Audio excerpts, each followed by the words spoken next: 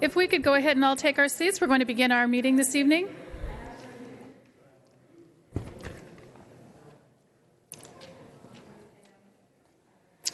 Thank you all for joining us. We're going to go ahead and call this meeting to order. It's 5:30. Our Mayor, Judy Ritter, is not able to be with us this evening. I appreciate you all being here tonight. Our first order of business is roll call with our City Clerk, Kathy Valdez. The record shall reflect that all members are present, with the exception of Mayor Ritter. Thank you. Now we will have our Pledge of Allegiance led by our City Attorney, Daryl Piper, and our invocation will be led by Reverend Bill Bynakti. So please rise for the pledge and remain standing for our invocation. Please join me in the pledge. I pledge allegiance to the flag of the United States of America and to the republic for which it stands, one nation, under God, indivisible, with liberty and justice for all.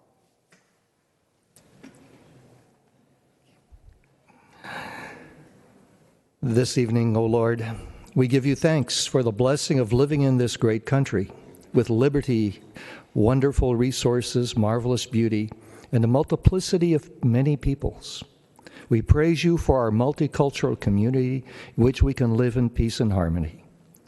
God, today we pray for our city and its leaders, for the council, the mayor, police, fire personnel, all those who serve in this city to make it a good place to live, work, and enjoy. Grant our leaders a vision for the future welfare of our community and the courage to carry that out. Give them a spirit which enables them to value our heritage, provide enjoyment for our current way of life, and looks forward even to greater things ahead. You have blessed us with these gifted servants, O Lord. Today I ask a particular blessing for our mayor and our council, their ability to work together in harmony, and for the peace and welfare of this community which they serve. Amen. Thank you, Reverend. In accordance with the Brown Act, I would like to announce that as a result of convening simultaneous meetings, the members of the Buena Sanitation District will receive compensation of $147.75 for the district meeting pursuant to Buena Sanitation District Ordinance 2006-1. Now we move on to our approval of the agenda. City Manager, Mr. Johnson. Thank you, Deputy Mayor. There are no changes to the agenda this evening. Thank you. Our closed session, City Attorney, Mr. Piper. Thank you, Deputy Mayor. The council did meet in closed session on items CS1 and CS2 on this evening's closed session agenda. However, no action was taken that is required to be reported at this time. Thank you. Thank you. Next, we're going to move on to our consent calendar. The recommendations on the following consent calendar will be enacted in one motion unless an item has been removed from the calendar. Any member of the public may remove an item by submitting a request to speak form to the clerk secretary. Items removed from the consent calendar will be considered immediately following adoption of the remaining calendar. Do we have anything pulled from the public? Are there any items that my colleagues would like to see pulled from the consent calendar? No? All right. So we'll go ahead and cast your vote for the consent calendar. I'd make a motion to approve the consent calendar. Is there a second? I'll second. Thank you.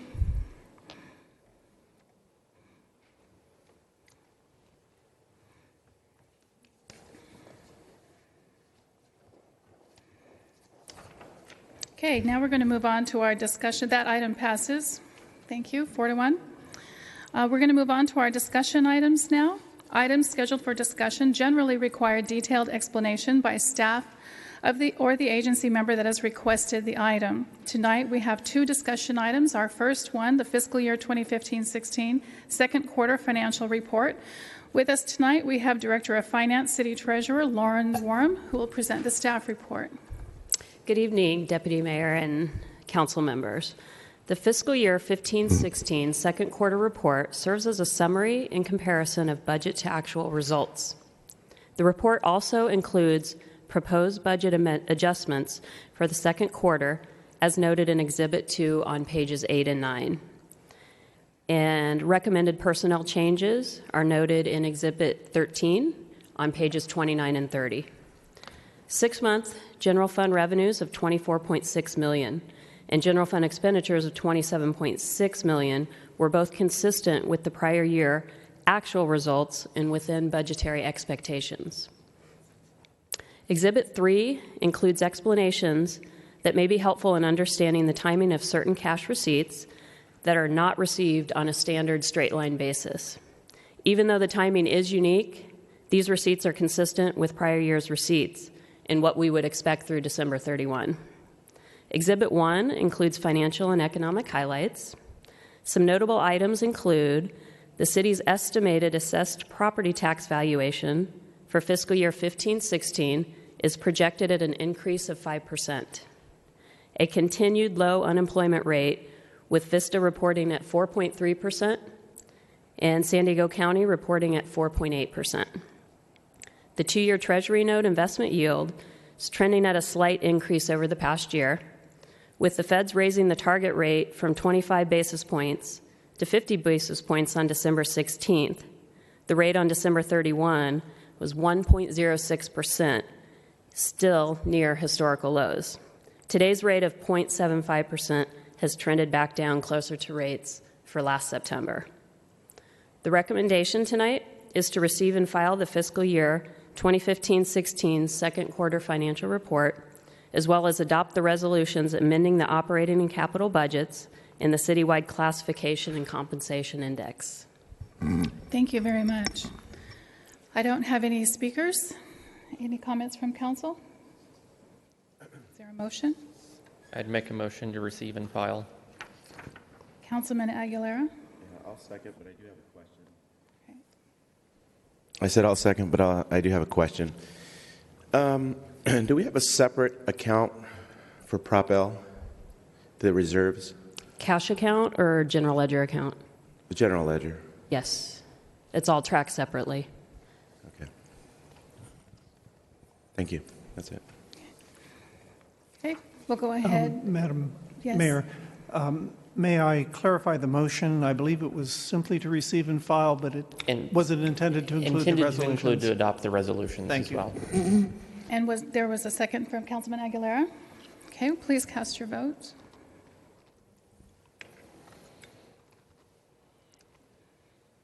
Okay.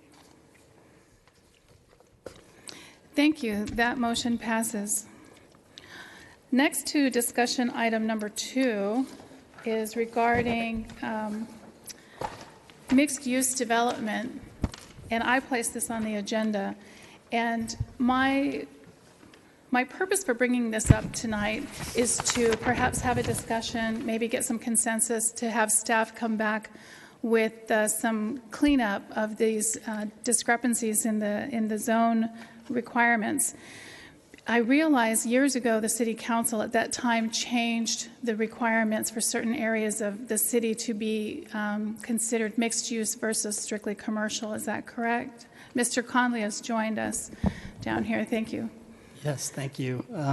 That is correct. We did change the zoning in 2012 from commercial on a number of properties to mixed use. Now, I'm not sure why, when we changed it from commercial to mixed use, why the component, because mixed use would allow it to be either commercial or residential. The residential requirement for guidelines was changed at that time to reflect the change of the zone. And I'm not sure that there was clarification for, for us why they would do that when some of the development was strictly residential, not an actual mixed-use property with retail or commercial below and apartments or condos above. So do we know what the rationale of the council at that time was to change those guidelines? As far as we're looking at setback, building height, landscaping, open space, that type of thing. I can't speak for the council, but I can speak for staff. At that time, the reason that we changed the guidelines was to make it more flexible for new development in these areas that are smart growth oriented or near transit centers, or we were trying to promote an increase in density around some alternative transportation sources. So that was the reason behind it. The commercial properties that we're focused on were primarily along the Santa Fe corridor, with some exceptions along Melrose and near the transit center on Melrose. but focused in areas that had transit access or proximity to the freeway that would allow the increase in residential. Okay. I know that we have one or two developments in town where, because those restrictions were lessened, it's created some visual problems, some parking problems in the community, and a lot of people had wanted us to have the discussion. So I know that particularly with setbacks and building height, because they are different, multi-residential zone would be a setback from the front of 20 feet versus 15 feet in a mixed-use zone. And there are changes like this, and I think you have the changes that I have, and I think these were distributed to my colleagues as well. Would it be more difficult to have developers to come in if we changed the mixed-use residential zoning back to original residential requirements? Would it keep people from wanting to do business in Vista? It would definitely make it more difficult to develop multifamily residential in those areas. Okay. I see Councilman Campbell has a question. Yeah, a couple of comments on this, which is, I followed years ago when the city was updating the general plan and updating some of these zoning changes and trying to work in more of the smart growth development standards. And when you look at the map of where we have zoning for mixed-use areas, it's really in areas that otherwise, if we utilized the multi-residential zone, the RM, or other residential zoning standards that are more stringent, that would fit more on the outlying areas of the city, the more suburban, rural area of the city. These are really the downtown center core areas of the city for the most part. Thank you for bringing that up. And when you look at the setbacks, a 20-foot setback on North Santa Fe is really going to have a major impact on some of these smaller lots for what somebody potentially could develop. And the goal of the council, I think at the time, maybe Councilman Aguilera could comment on this in a moment, but was to help spur and revitalize those areas of the city that really weren't seeing a lot of interest from developers to come in and build new attractive developments in the city of Vista. One of the big things to take note on this is when you look at other cities, and I think the parking standards are one of the big differences here. When you look at other cities that surround Vista, like San Marcos, Oceanside, and Carlsbad, that are seeing a lot of new quality development, their standard residential parking standards for that residential, like our equivalent RM zone, is fairly equivalent to our mixed-use zone, as I understand. Is that correct? That's correct. I think we have a slide from our parking discussion that shows what the other jurisdictions use for multifamily, and that's true. Right. So really, our mixed use, what we're considering lowered parking standards and lowered requirements, are really more comparable to other jurisdictions' standard RM zoning requirements. So I think when we're talking about trying to draw new quality development into really in what in some ways would be less desirable from a development standpoint area of town in terms of improvements that would need to be made, lot sizes, existing structures, costs. Those are things that we really have to take into consideration when we're looking at attracting new development.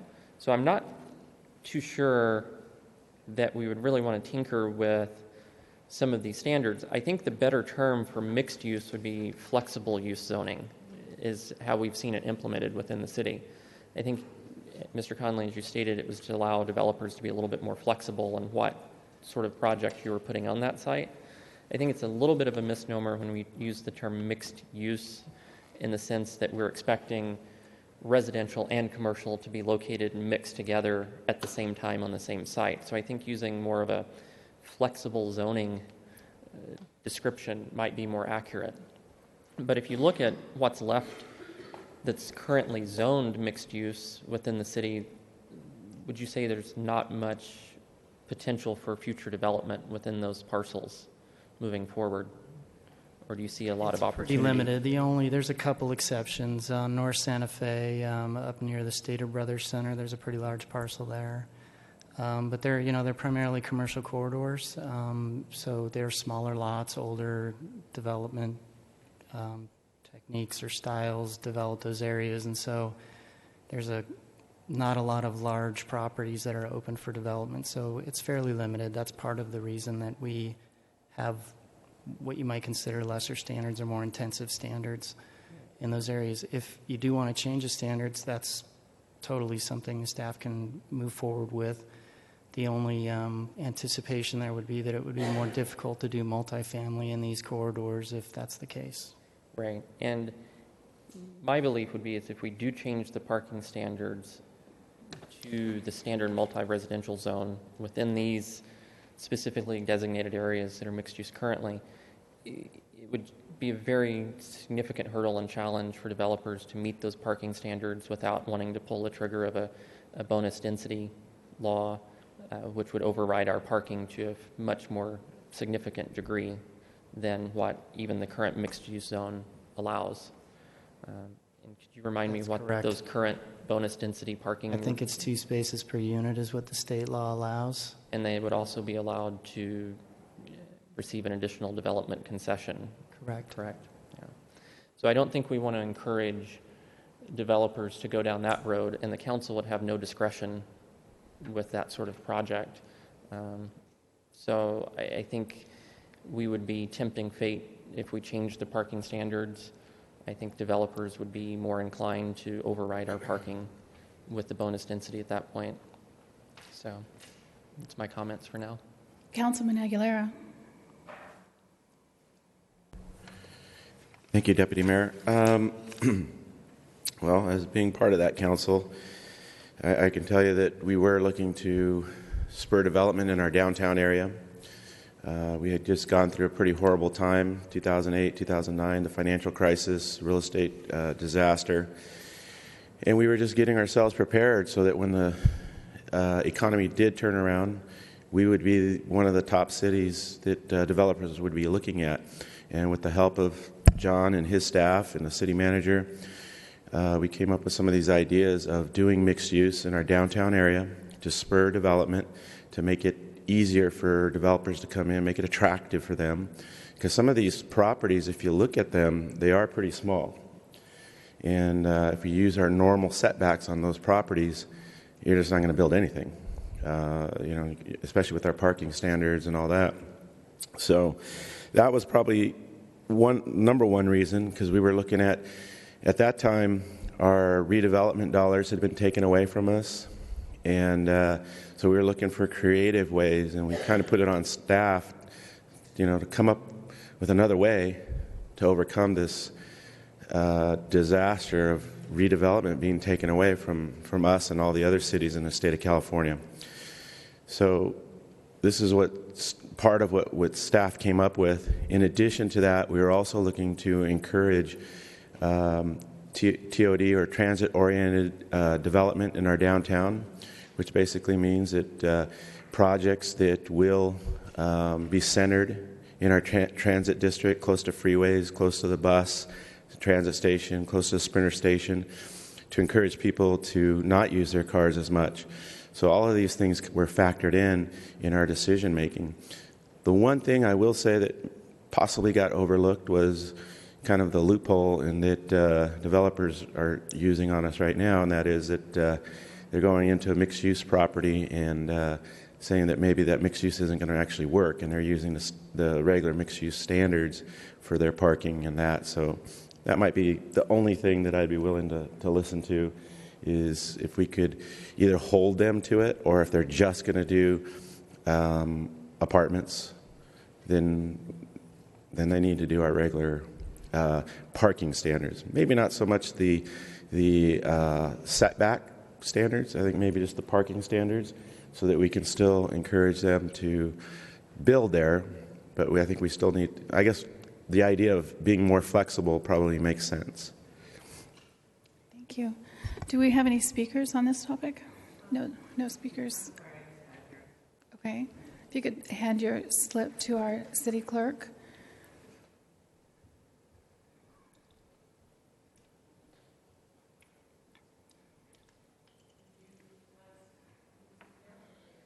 No, please.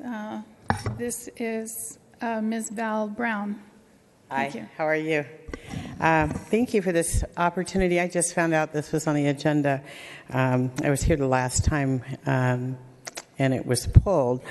And 5:30 is a little tough when you work, so I'm sorry I missed this discussion because this is something that our neighborhood has been working on for quite a while. And I forgot my notes at my seat, but I think what I was hearing is unintended consequences of what's going on with the mixed-use standard. And Councilmember Campbell, I haven't had the opportunity to meet with you and share the concerns in our neighborhood, but our neighborhood is being seriously affected by mixed use being applied to apartments only. And we already have a serious parking issue in our neighborhood. Since the last time that I met with you, we have 15 cars parking from the condominiums now in our neighborhood on our residential streets on a regular basis, spilling over into cul-de-sacs because there is no parking for the existing apartments. And the piece of land that we're concerned about is zone mixed use, and it's going pure residential. And it's dense, and there is no place to park, and people are going to park where it's convenient. So I appreciate this conversation is going on because it is okay. Just like you said, Councilmember Aguilera, the intention was because we lost these other tools to create another tool. I think this is a good time to stop and look at the unintended consequences of what happened and what's happening. And we don't get a do-over. Our actions today is what affects the future. And so we're really concerned that this is happening in our neighborhood, that the village apartments, the Creekside apartments that are being proposed are also using mixed use, and they're pure residential, and there's already parking issues in the village. So we looked at the difference between what the parking would be if the apartments that are being proposed for our neighborhood, which is residential. I mean, we have condominiums, and then we have a high-density apartment. Even though they're offering more than what mixed use, it's still significantly less than what multifamily would have required, which is appropriate in our neighborhood for the look and the feel and the character of our neighborhood. And the general plan, if you take the two of them and start overlaying them, I think that's where you have to look at what's, you know what I'm saying, Councilmember Campbell, when you said flexible, is this the right thing for this neighborhood? So I really ask, I don't know how you guys can go about this, and I'm sorry I missed the conversation. I really got here just as soon as I could. But, you know, maybe the general plan needs to be amended, and this loophole needs to be looked at. And I think, Councilmember Campbell, you made some really good points about, you know, for every cause, there's an effect. And we certainly don't want to be in a situation where we make it worse. But what's the reasoned way that we can go about this? So thank you very much for this opportunity. Thank you for bringing this up. It's a very important topic. Appreciate it. Thank you. Our next speaker is Mr. Roy Pearson.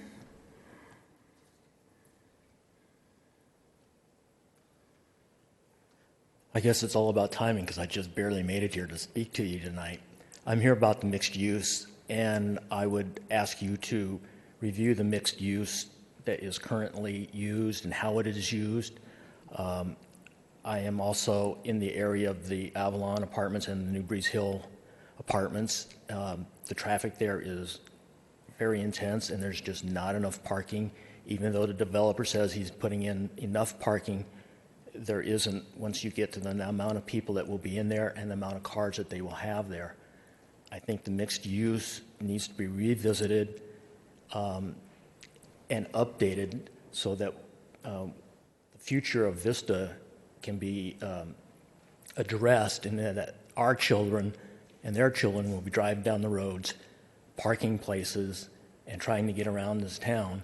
And if you have any doubt about the traffic, I know you can drive down Melrose at this time, and you can take half an hour to go from south of the freeway to north of the freeway. Anyway, I would appreciate it if you would revisit the mixed use, and for those apartments like Breeze Hill and Avalon, I believe that they should fall under the residential guidelines because they are homes and there is no industrial or commercial use on that particular piece of property. Thank you. Thank you very much. No further speakers? So my intent to bring this up was to revisit and have the conversation because I understand changing it, and you talked a lot about the downtown corridor. What happened over in Breeze Hill is not downtown. It's not next to the Sprinter. It's not next to the mass transit.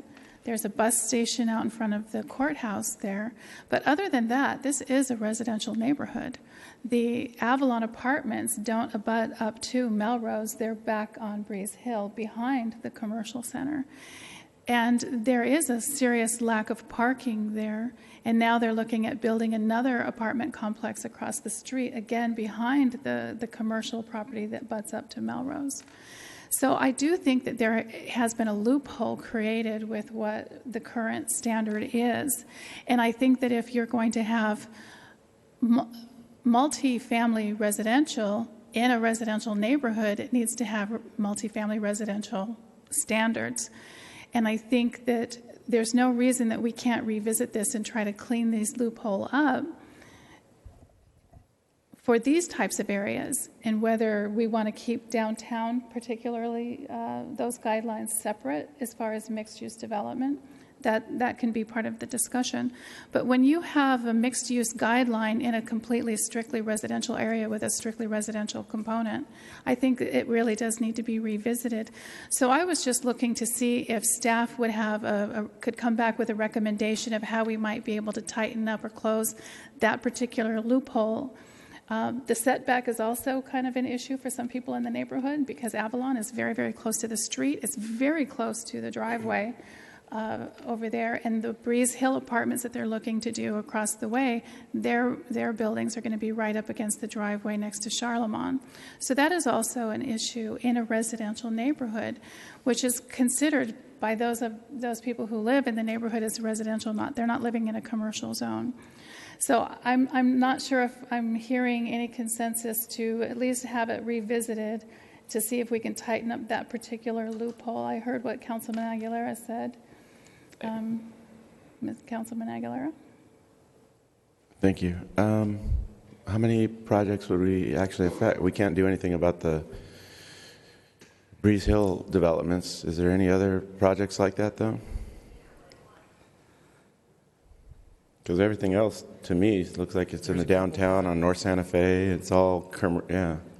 Nothing pending. I mean, there's a couple projects on the further part of South Santa Fe that were, one was approved at the corner of Mar Vista there that has not been developed, so it could affect the potential development on that property. Like I said, the area on North Santa Fe that's near Stater Brothers, those are two of the ones that come to mind that are larger scale properties. Other than that, the other areas that are outside the North Santa Fe or Civic Center corridor are Melrose near the Sprinter station up on Melrose, which are under construction and complete, and the Breeze Hill project.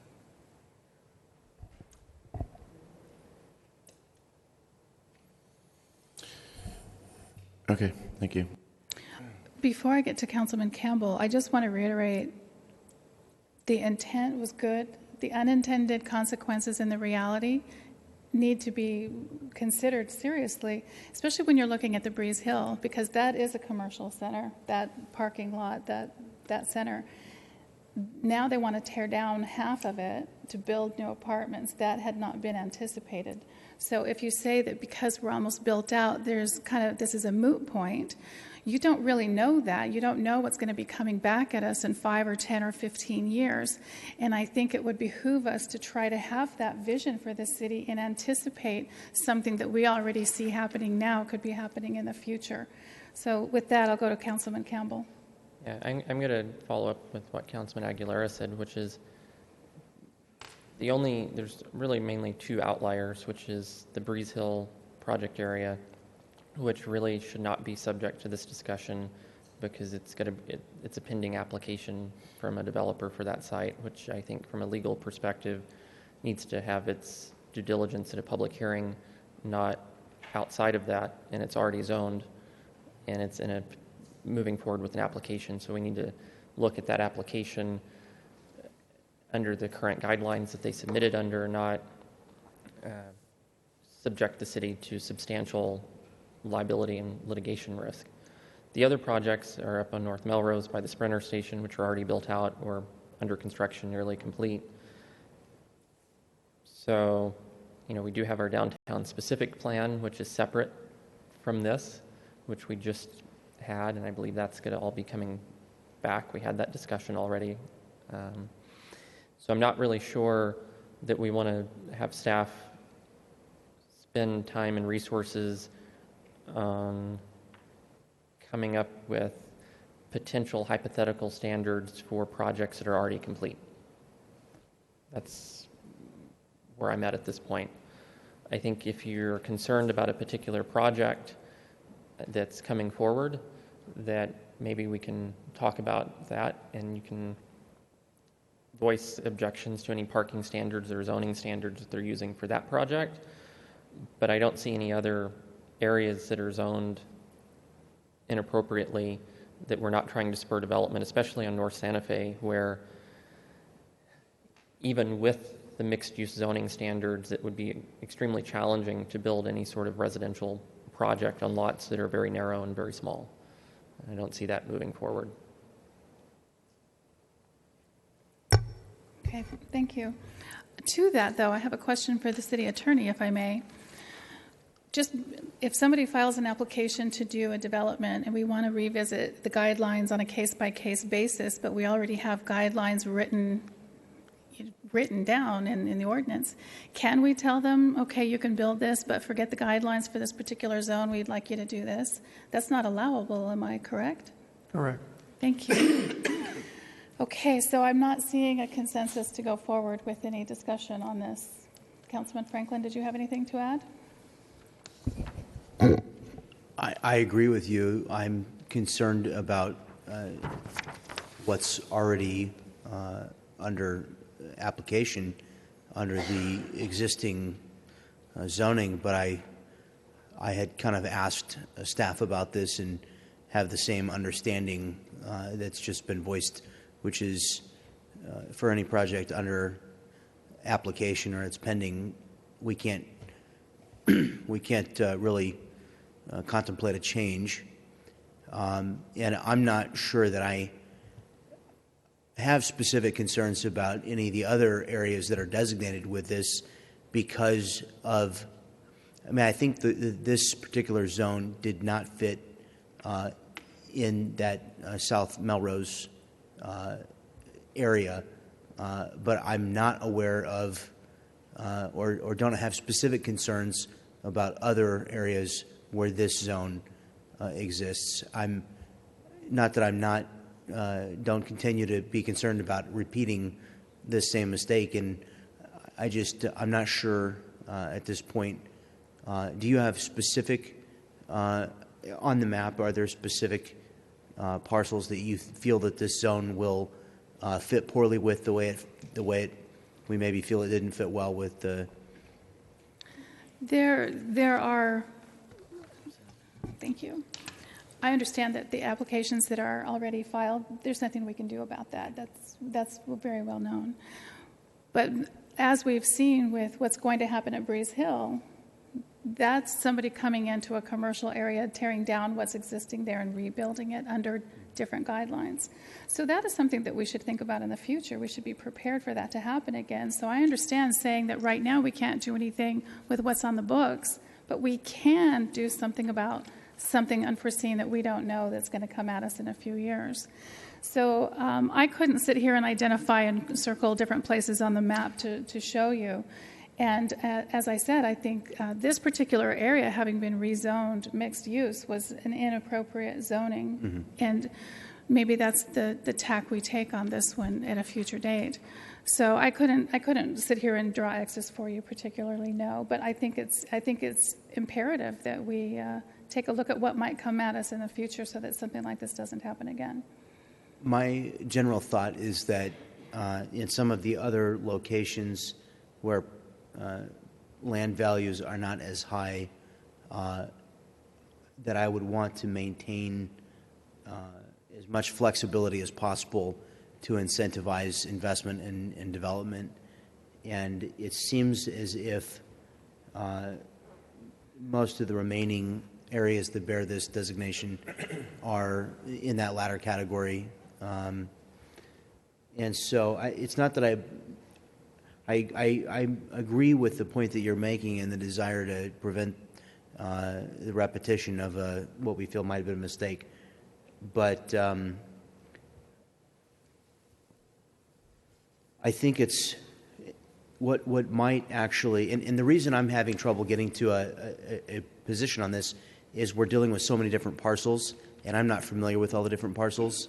I mean, I'm familiar with the frontages in this, generally, but I think, I think perhaps staff understands what our concerns were with some existing projects and zones, and maybe the staff would be better equipped to analyze whether the possibility of repeating, perhaps as we get much further north in the city, there are some opportunities to potentially repeat, or also in the far western part. I'd have to go visit those parcels, I think, to really understand. But I think it would be good for staff to understand what our concern was here and apprise us of whether or not we have the correct zone for each of these parcels, or are there some that we feel don't need this more flexible zone in order to attract investment. Am I making sense there? Are there other potentials to not fit with what our desires are? We can certainly look at these zoned areas and the downtown specific plan areas and come back with some more information about where there are major development opportunities. There are a number of criteria here that you're looking at with the zoning categories. Parking seems to be a big one. We're already going down that road, so we will be coming back to the council with some recommendations on parking. And based on what we heard, we are recommending that the parking requirements will increase for the mixed-use zone. But beyond that, I'm not sure there are a lot of development standard changes that would be appropriate. Could you repeat that part about the mixed use and parking? I blanked out, sorry. The parking requirements for mixed-use zoning. From what we heard from the council and based on the direction that we got from the community and the planning commission, we're recommending that they be slightly increased to be more in balance with our citywide parking standards for residential projects. So we'll be coming back to the council with those recommendations and having a more thorough discussion of all the issues that we talked about. But outside the parking requirement, I'm not really sure that there are any specific requirements that the staff think need to be changed unless there's some specifics from the council. I might recommend that what we could do is look at where the mixed-use zones are. We'll analyze those. If we do see some that are problematic, we'll come back to you. Thank you. Councilman Aguilera. I think my question got answered there. So, because I think really it just always comes down to parking, I think, right? That's probably the biggest issue. The biggest, but not the only. Not the only, but I know that's probably the biggest issue, I think, for most residents. I know the setbacks are an issue at times too, but for these properties that are left, I don't think setbacks are going to be an issue. So if we're going to address parking in the future, soon, I think I'm willing to wait until we do that. Thank you. Thank you very much, Mr. Conley. I appreciate it. So next we go to public hearing, but we have no public hearing items on our agenda this evening. So do we have any oral communications? No, we don't. None. Okay. So hearing that, I'll just go on to some announcements that I have this evening. This Friday is Fine Free Day at the Vista Library. Return your library books, DVDs, or any other overdue material, and the library will remove the fines for those. The city has several openings for residents to serve on city commissions. These include the Parks and Recreation Commission, the Traffic Commission, and the Senior Citizen Affairs Commission. If you are interested in volunteering, please check with the city clerk or online at cityofvista.com for information and applications.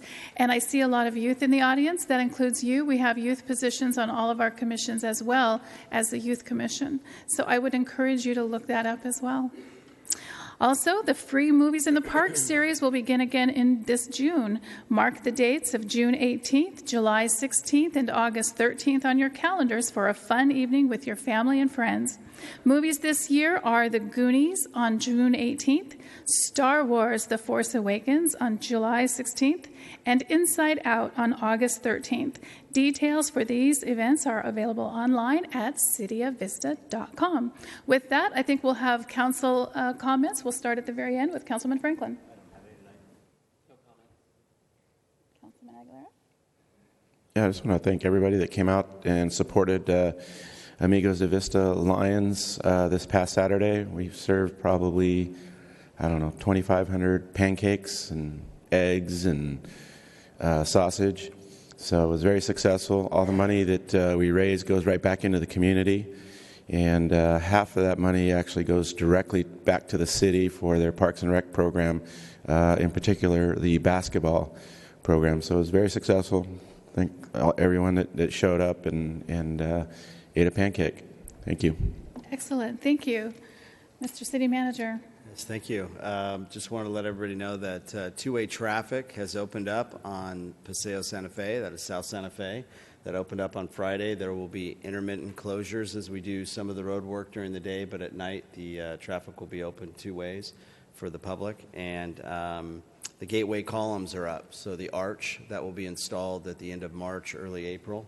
The gateway columns are in place, and so we're looking forward to a grand opening on April 5th. So, thank you. Okay. We'll come back to you in a second. Mr. City Attorney? I have nothing this evening. Thank you. Mrs. Valdez, nothing? Councilman Aguilera? Since I see firemen here, I want to thank them for coming out and helping Vista American Little League. A couple weeks ago, they showed up and helped us pour some concrete. So I really appreciate that. Hopefully they can come out again and help us. So that field is really coming along, and it's been an effort by the entire community. So we want to thank everyone. Thank the Vista Press as well. I saw your pictures on Facebook. It looked like it came out really well. I just want to announce this Saturday at 11 o'clock at the Vista Village Pub, I will be hosting our third annual Vista's Red High Heels Walk to raise awareness for February being Women's Heart Health Awareness Month. So if you're available to come out, it's really short. We're done probably by noon. We just walk up to the theater and back again. And then we have lunch at the pub. And Leroy at the Vista Village Pub has been a huge sponsor of this event all 3 years. So if you're available, come on out and join us. So with that, we are adjourned at 6:13. Thank you, everyone, for being here.